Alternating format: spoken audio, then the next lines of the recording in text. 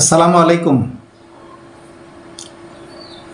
একবার আবু জেহেল হযরত মুহাম্মদ রাসূলুল্লাহ সাল্লাল্লাহু আলাইহি ওয়াসাল্লামকে বলেছিল, মুহাম্মদ তুমি তো দেখতে অনেক কুৎসিত, অসুন্দর। রাসূল বললেন, তুমি ঠিক বলেছ। হযরত ওমর ফারুক বললেন, ইয়া রাসূলুল্লাহ আপনি দেখতে তো পূর্ণিমার চাঁদের চেয়েও সুন্দর।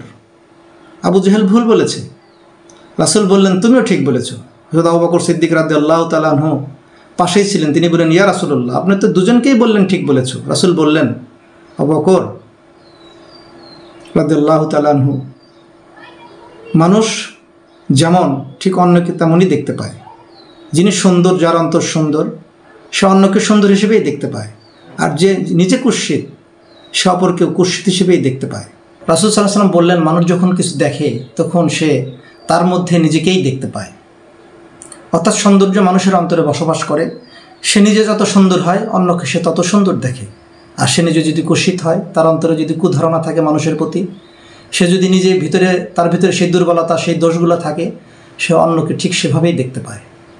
এই জন্য সৌন্দর্য মানুষের ভিতরে বসবাস করে। আপনি ঠিক যেমন, অন্যকে ঠিক তেমনি দেখতে পাবেন।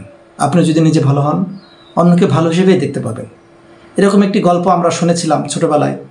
অনেকেই এই গল্পটা জানেন যে একদিন গভীর রাত্রে পুকুরের পাশে একজন ইমাম সাহেব ওযু করছিলেন তাহাজ্জুদ নামাজ আদায় করবে দেখে। পাশ দিয়ে এক চোর যাচ্ছিল। সে ভাবলো, আরে মনে করেছিলাম যে শুধু আমি একাই চোর, এখন তো দেখছি অনেক চোর আছে। মসজিদের ইমাম সাহেবও তো চোর। আর ইমাম সাহেব কি ভাবলেন জানেন? ইমাম সাহেব ভাবলেন, হায় আল্লাহ, আমি ভেবেছিলাম আমি আপনার একমাত্র গোলাম, যিনি গভীর রজনীতে আপনাকে স্মরণ করে, আপনার কুদরতি পায়ে সিজদা দেয়। তা আমি তো দেখছি আমি এখন একা না, অনেকেই আছে যারা আপনার কুদরতি পায়ে গভীর রাতে সিজদা দেয়।